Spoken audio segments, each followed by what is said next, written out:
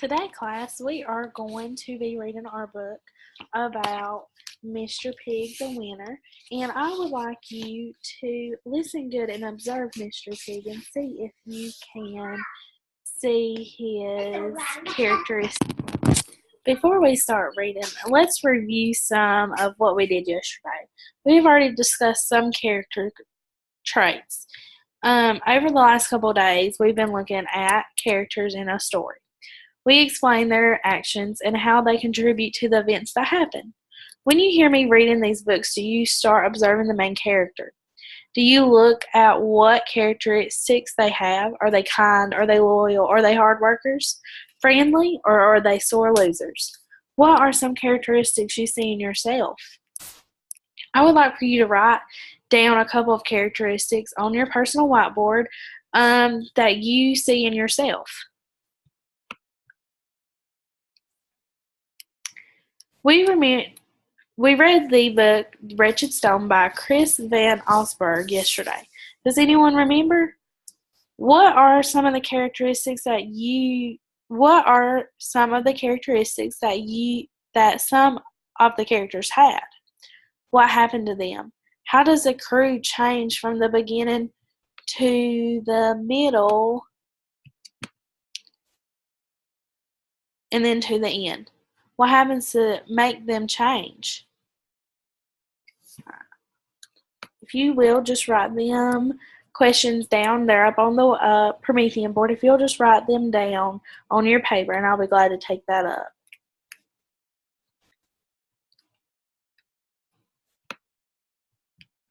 Since we are reading Pig the Winner, I would like you to pay attention to Pig. Pig is a pug dog, and I want to see if you can determine what his characteristics are. And we will discuss them after we finish reading.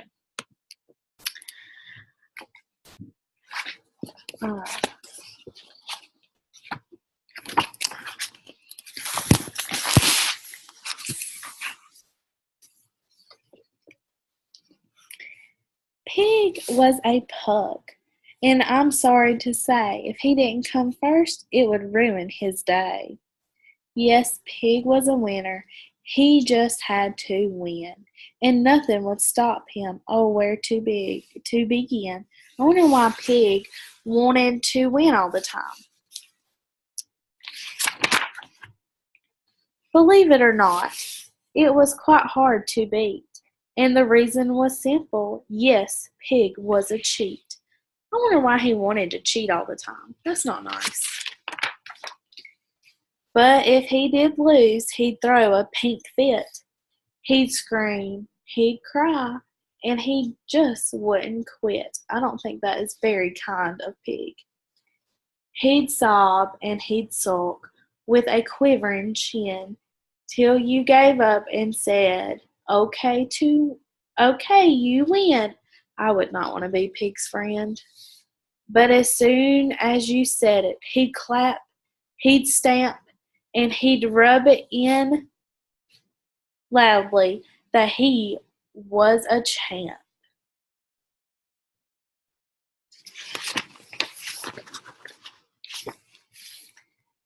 Trevor would say to him, let's just have fun. But Pig replied, it ain't fun until I've won. I don't think I would want to play with Pig. I think Trevor's getting tired of that. So one night at supper, Pig shouted with glee, who can eat faster? I bet it's me.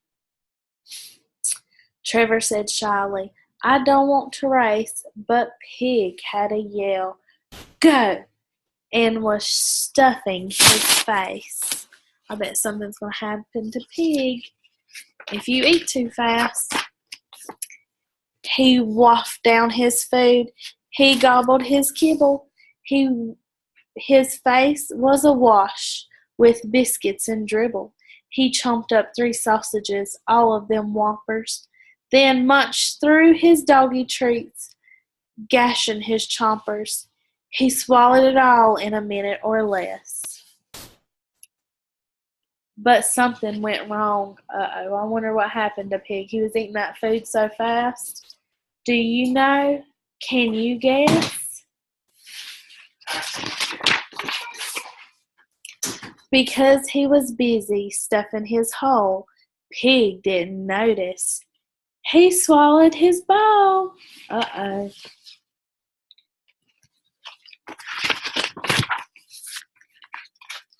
Lucky for Pig, Trevor knew what to do. He squeezed out the bowl before Pig turned blue. Good thing Trevor was around. But Pig didn't thank him. He said, "I win." That was not very nice of Pig, especially for somebody who just saved his life. Then the ball bounced right back. Uh-oh. Wonder what's going to happen to Pig. And knocked Pig in the bin.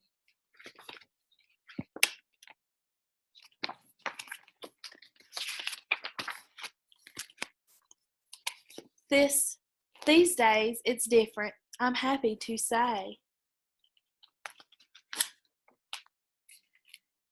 Pigs not the winner each time that they play. Well, I'm glad that must have changed Pig's attitude. He plays to have fun, and his tantrums have ceased. Yes, Trevor can win now.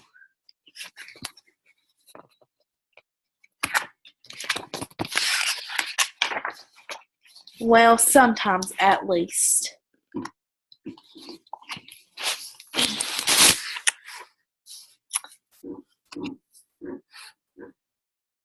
What do you think, now that we have read the book, how do you think Pig's friends felt? Trevor was Pig's friend. How do you think he felt?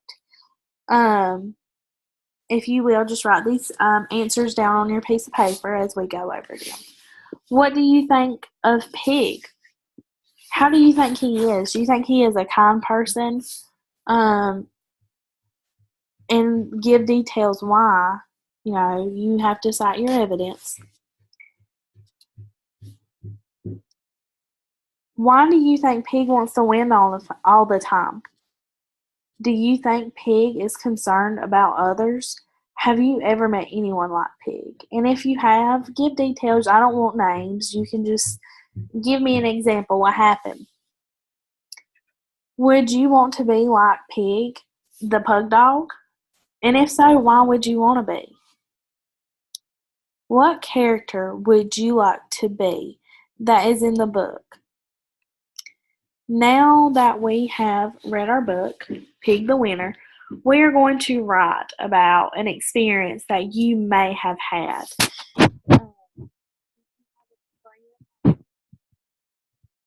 Time that you were Pig.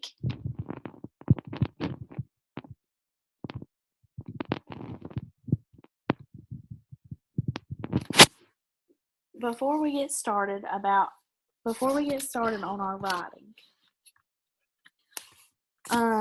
we're going to talk about a couple of things.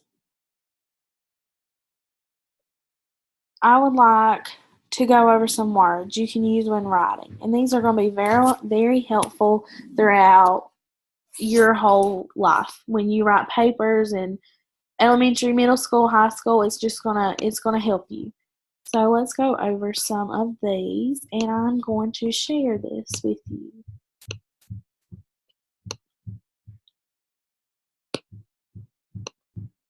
So as you can see, these are some transition words and phrases.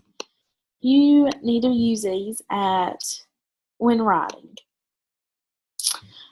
I would like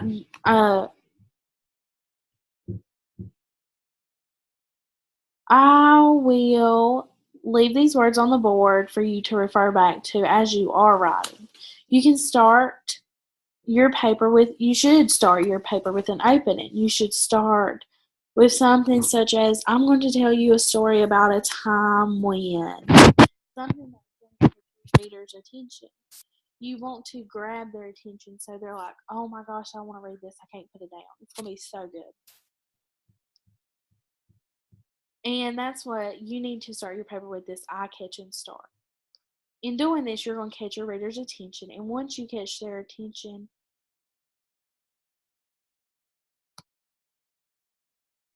and then you should, once you start with your eye-catching start, you should then continue with these transition words. And these are your transition words right here.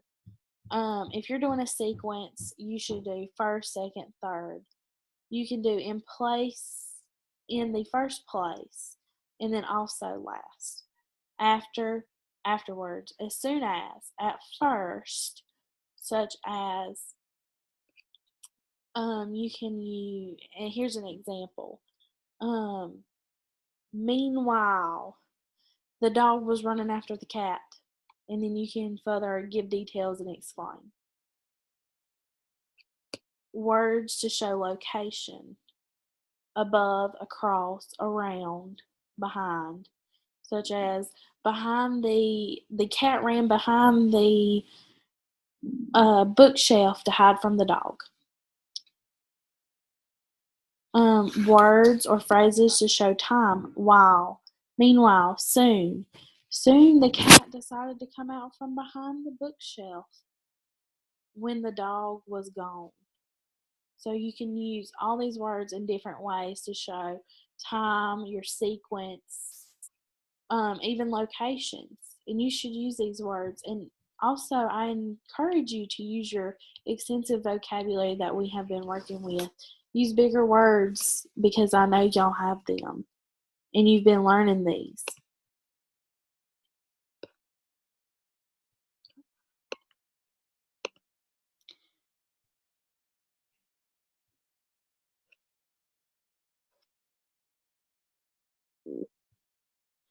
When you finish with your eye-catching start, you should use them transition words that we just went over. Some of the words are first, second, third, and we just went over those. There are many of these words. Like I said, you have been learning more vocabulary and higher vocabulary. I encourage that you do use them. Let's continue to apply some of these transition words into your writing. You need to use these when you write. When we are writing about events that have happened, we need to use these linking words. The transition words I show you, they're linking words. So when you're writing, you introduce your first paragraph, and then your second paragraph should be something like, if you're writing about this experience, you should say, well, first, and then you should go and explain what happened first. Was, at the beginning of the race, we were talking, having fun, and during this time, he bent down to tie his shoes, but instead tied mine together so he could win the race. But you would have to add way more detail to that. I'm just giving you an example.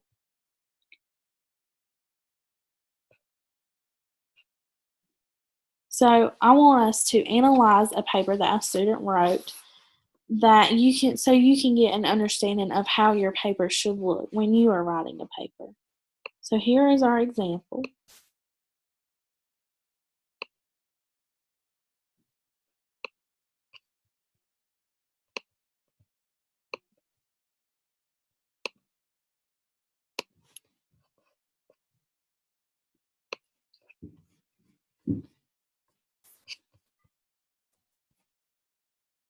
Give me just a moment as I pull this up.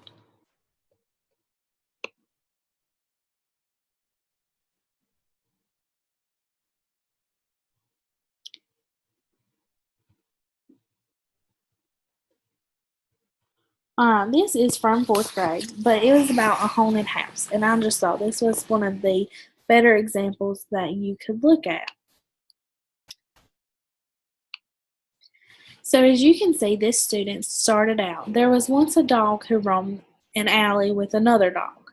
Well, she kind of gives an okay eye-catching sentence to draw you in. She's talking about a dog. I like dogs. If you like dogs, you're probably going to want to find out what's going on, find out more. Then, as you can see, on to the second paragraph, one day. So she started with a time. She is saying one day. So let's go back to our transition words and see if that one's on there. So that one is not on there. So as you can see, there are many of these transition words you can use.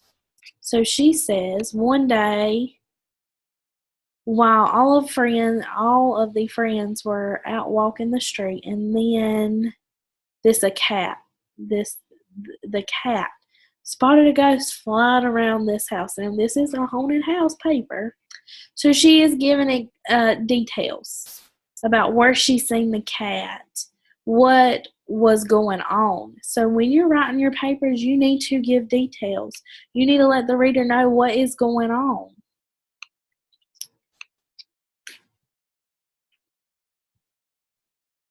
And as we are looking through this, students writing, think about how you're going to create your paper.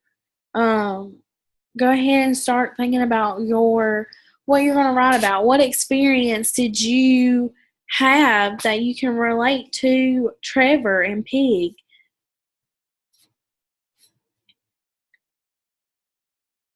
So as we're looking through this student's writing, I just keep thinking in mind what you were going to write about.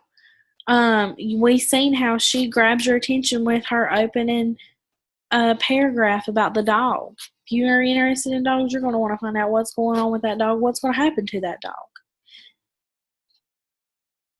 When writing, we need to have a main idea.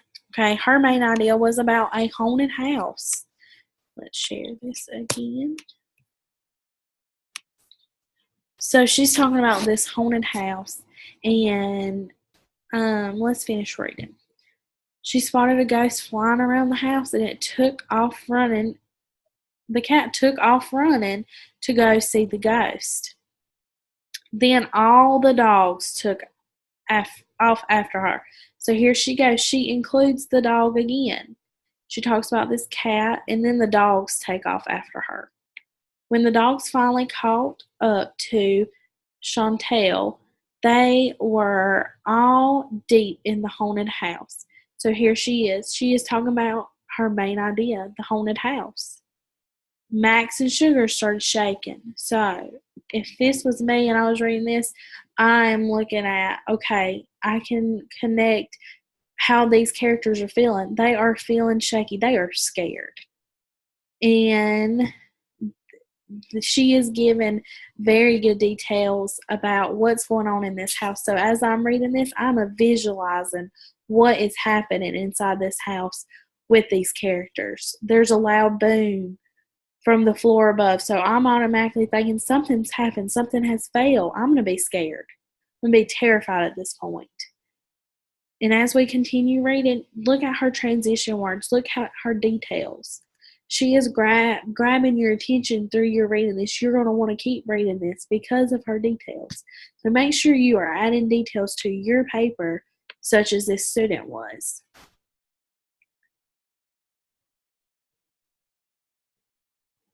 And these are your key details. Make sure you're adding them. I'm going to give you an example. You have to visualize what is going on in a story. You can't, and this is my example, you can't just say, I'm going to my car. You're going to want to know why I'm going to my car. What do I need to go to my car for? So when writing, you do not need your readers asking why. You want them to visualize and to keep drawing into your book, to want to keep reading, or your paragraph, your paper. You want them to keep wanting to read. You want them to be able to find out more. You want them to be able to see exactly what you're talking about. So you need to paint a clear picture for your readers so they understand what you're talking about.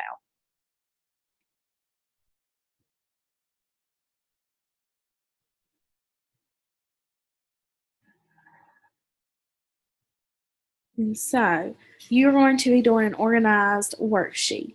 This worksheet is to help you plan your paper.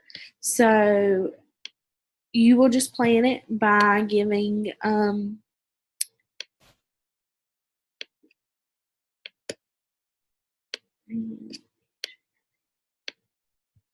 so this is what your paper will look like. You are going to put your title of your paper that you're going to write.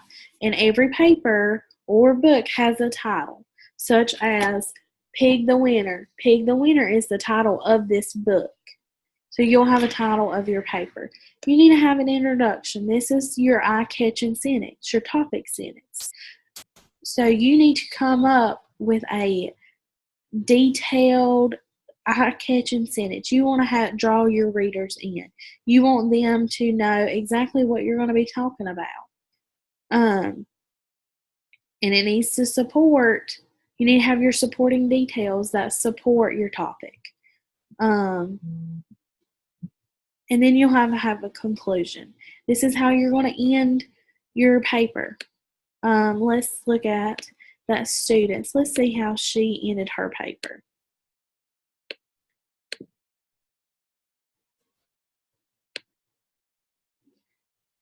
All right.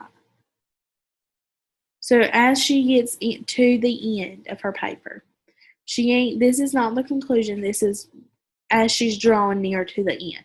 Finally, all 4 animals were ready to put their maniacal plan into action. So she's talking about what these animals are about to do, and so on and so on. And here is our conclusion. They were surprised to see what they saw.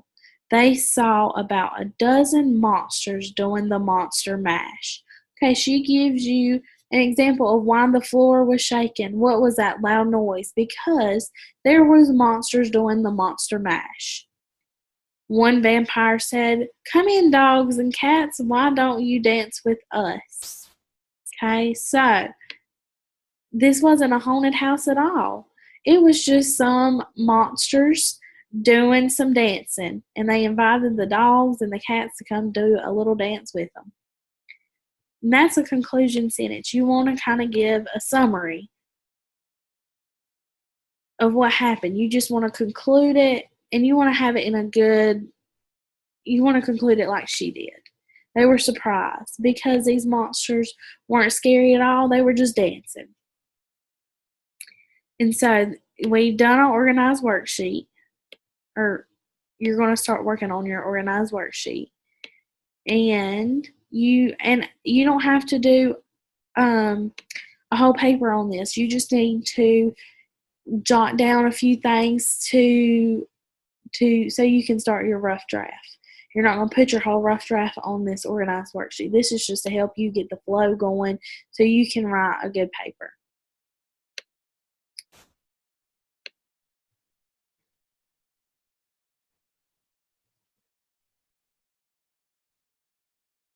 So you're just putting your ideas on this paper. Once you finish your organized worksheet, then you should begin writing your rough draft. Your rough draft does not have to be perfect. This is a rough draft for a reason. You need to go ahead and kind of get everything in order that you're going to do, because then when you do your final draft is going to be to the T perfect. You're going to have your correct spelling, your punctuation, your capitalization. Everything is going to be on your final draft the way it's supposed to be. And during this time, I'm going to be walking around the room. So if you need help, just raise your hand. I'll be glad to help you spell some words. If you get stuck, I'll be glad to help you throughout your journey through this writing. This is not an easy task, and I understand that, but I'm going to be here with you to help you with your writing so that it is going to become better and you're going to improve on your writing.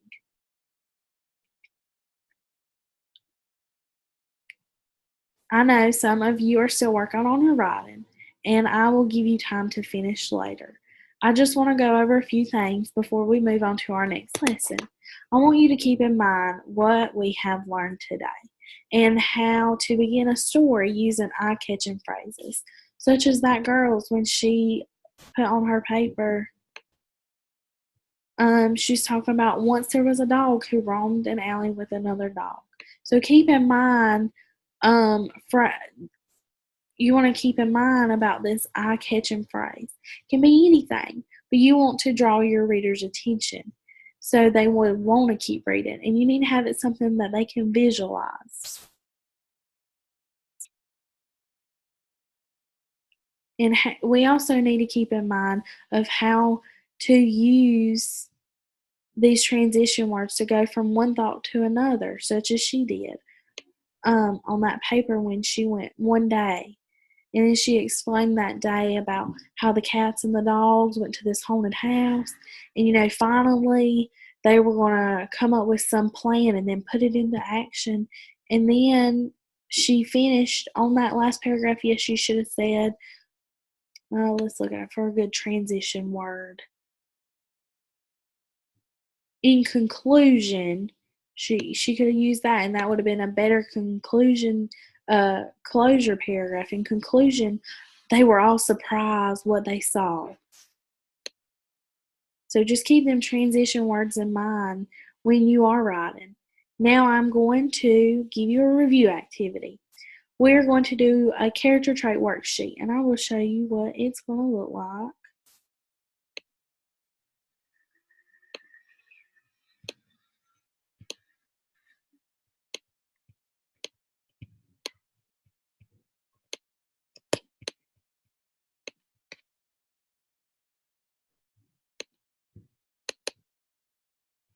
Alright, so this is our character trait worksheet. You have character traits, and I want you to do character traits off the Wretched Stone that we read yesterday and Pig the Winner. I want you to give character traits for both of these characters. This is going to help you in the long run, and you can continue to use these character traits as you write more papers throughout this year. So you'll need your story title. You'll need your character, the character you're going to write about. You need to write what trait they had. And then I want evidence from this text. I want to know that you understand the character traits. I want you to support your answer by something in the text that you can relate back to this character trait. You have to support your evidence. And then on this page, I want you to do the other story and the character and their traits. And during this time, I would like everybody to spread out and find your own seat. I don't want anybody copying off their neighbor because everybody likes to do that occasionally, and I do not approve of that. And that is it. So we'll continue on with our next lesson in just a few minutes.